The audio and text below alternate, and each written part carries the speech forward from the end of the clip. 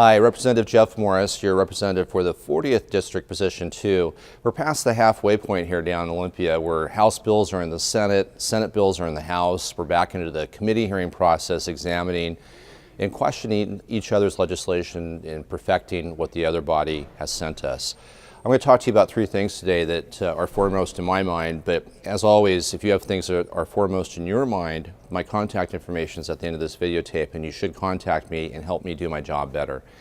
The three things I'm going to talk to you about are higher education funding, ferry issues and transportation funding, and then energy. Higher education is at a critical state within our state right now. We're at a point where we're at a precipice of having a huge 40% cut further in higher education funding in the state of Washington. I can't tell you what a huge impact that would have on our economic development. It's hard enough right now because our economic development policy doesn't match up completely with our higher education policy. We have science majors. We're creating jobs with science that needs science majors matriculating out of our community college, technical, and four-year universities, and we're not doing that. The 40% cut will have a huge impact, meaning thousands of students will not get in-state tuition, will have to pay the out-of-state tuition rate. That's like cutting your sales force just when you're coming out of a recession, and it's something that we just cannot afford to do.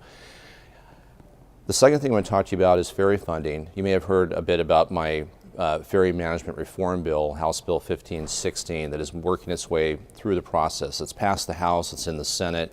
This is a very straightforward proposal that puts performance measures for our current management at the Washington State Ferry Service. If they don't deliver at least at a C average or better over the next 2 years, the private sector will be able to come in and give us a fixed cost bid to deliver those same performance measures. This proposal is going to make everybody who's in management at WSF responsible for delivering a high level of performance, not just the director. The third thing I want to talk about a little bit is energy. As you know, I've been a huge advocate for energy independence during my time representing you here in Olympia. I appreciate the fact you let me work on such boring issues as energy policy that have such a big impact. I have a few bills still working their way through the process. One is an energy efficiency bill that makes it so that inefficient products cannot be sold in Washington State.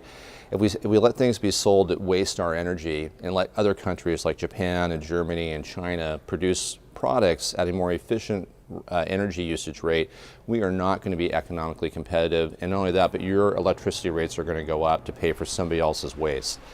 We outlaw a few wasteful appliances. We make sure that we have the most efficient little black inverters that turn AC into DC power for laptops and phone chargers and items like that waste a tremendous amount of energy. The other thing is a bill I have that is working on letting you want to put a small wind turbine, a fuel cell, a geothermal system in your house, or like at my house in Mount Vernon, Washington, a photovoltaic system, that you can get the state to write a permit if your local government doesn't have the expertise to do that.